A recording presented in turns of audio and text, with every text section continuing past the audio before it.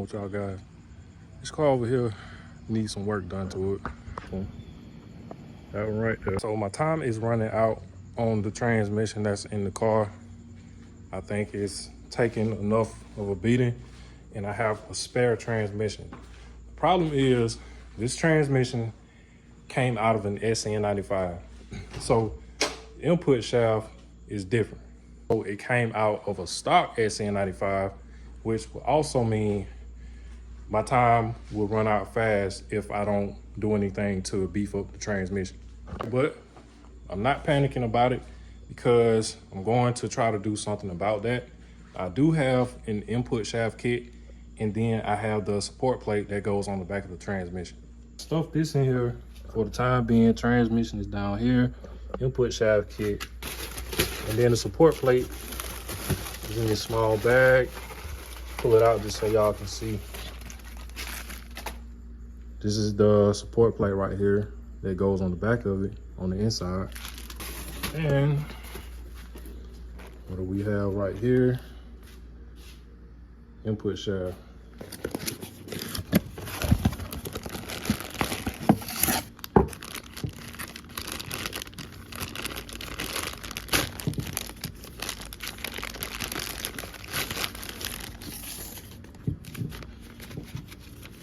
Okay.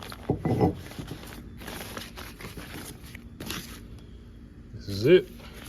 Before I do anything else, there's a bearing that has to be pressed onto this transmission input shaft. So I'm not sure if there are any instructions. I don't think I have any, but I really need to know if there's like a shim that goes on up under the bearing. But if not, I won't have a problem going on and just pressing the bearing on. Just looked in the box. There are no instructions, so I have to do some research. I'm almost certain that there isn't a shim that goes under there. You just press it on, but let me make sure first, then we'll go to the press and get started.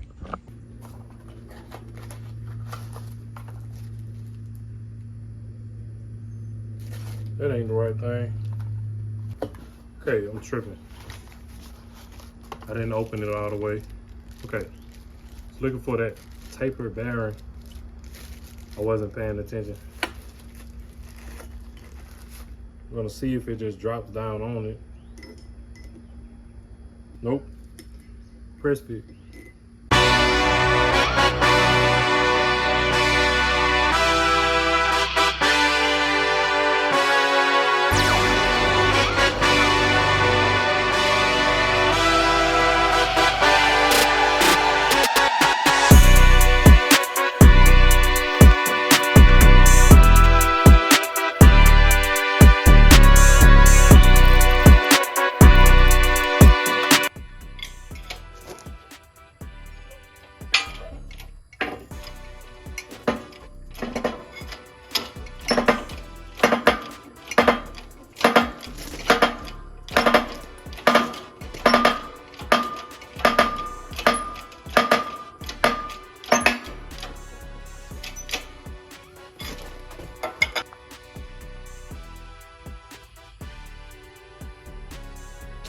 All right, guys, it's almost 11:30 at night.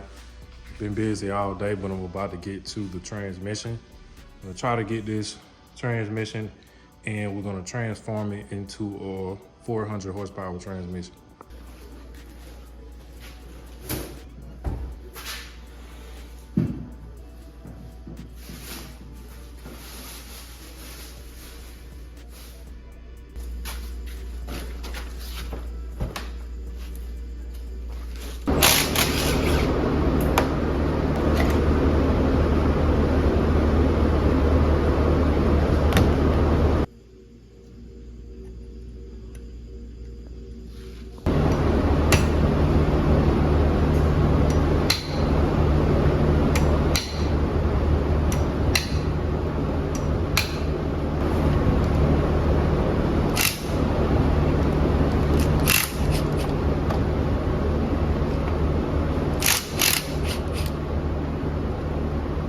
All right, big dummy, man. I didn't even turn the camera on, my bad, but I'll be more than happy to do a recap. So after I took all of these bolts out, so there's 1, 2, 3, 4, 5, 6, 7, 8 bolts. I then took the tail shaft out. So as you can see, the stuff that holds the shifter is not in there. It's right here. And this is what you'll need when you put it back in. So this spring, this dial needs to come out before you put this back in, because you're gonna need it. And then this ball. For the people that does not know what I'm currently doing with this transmission, I'm doing 2 mods on it. I'm putting in a Fox body input shaft, and I'm putting the support plate on the back of the transmission. Let me show you what it looks like again. Use the mesh. This is my first time doing this, but this is what this plate looks like. All right, this is a close-up, and I'll compare it to the skinny thin one that I'm gonna take off the transmission. See why that one is preferred over the other one.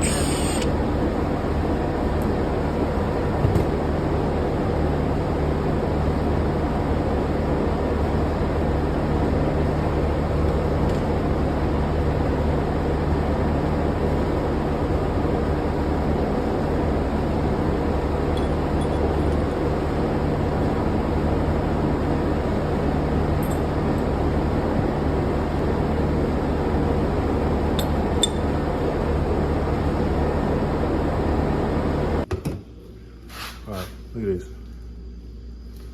So now you see why people beat on these transmissions all day long, and then, you know, after, I don't know, it just depends on how bad they beat on it, you start having problems. So that's why I came up with this provision.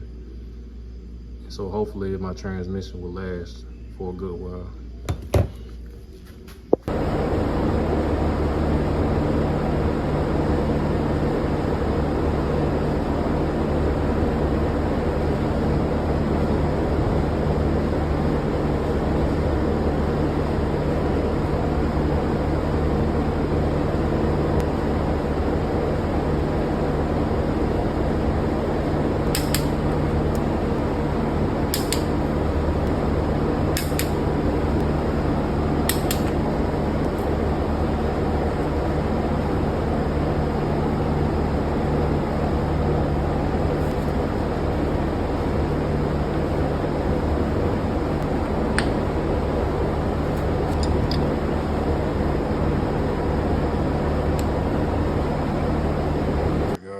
Ran into another problem.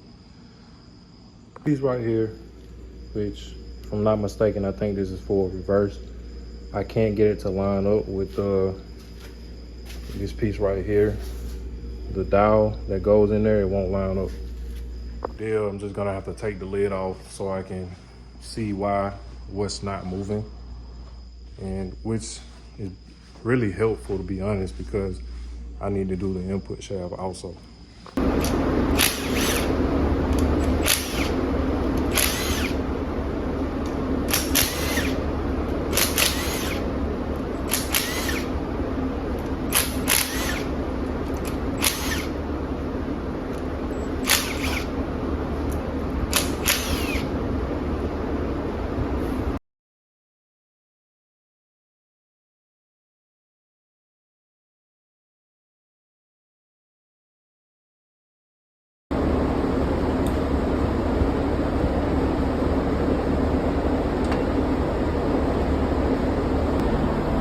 Found my problem, y'all. Bingo.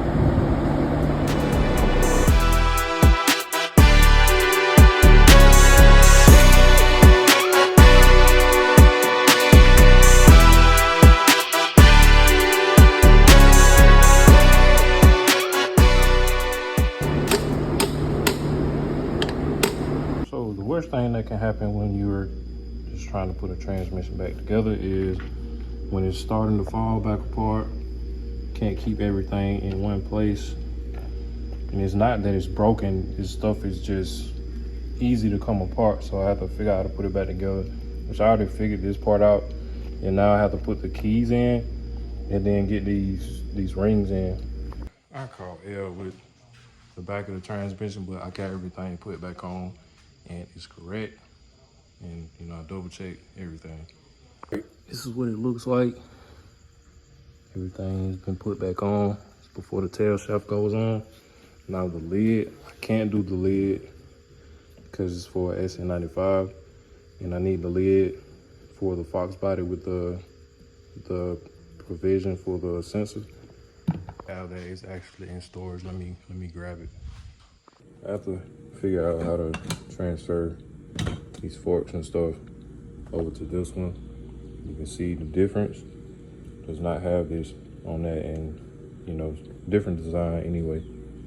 So it's the morning after. I stayed up until like 2 o'clock last night trying to do all this. So I'm gonna try to finish it up. Well, I guess I can't finish it up because let me show you this drive gear. So the reason I can't put this back together yet is because of this gear right here. This is basically an 8th tooth and I need a 6 or a 7. So I'm gonna have to order something from LMR. The back of the transmission is done. And as far as the shimming goes with that support plate, I just used that shim that came from under the old one. So it should be fine. We need to put the input shaft in.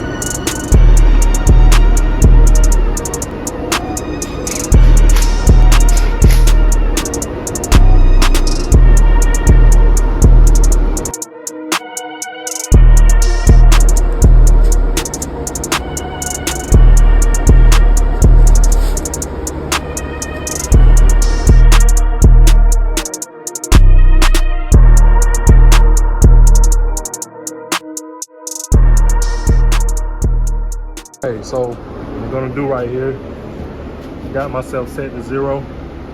So what I'm gonna do, hit the front of it, see how far it travels, and then that will determine how much shim I have to put in it.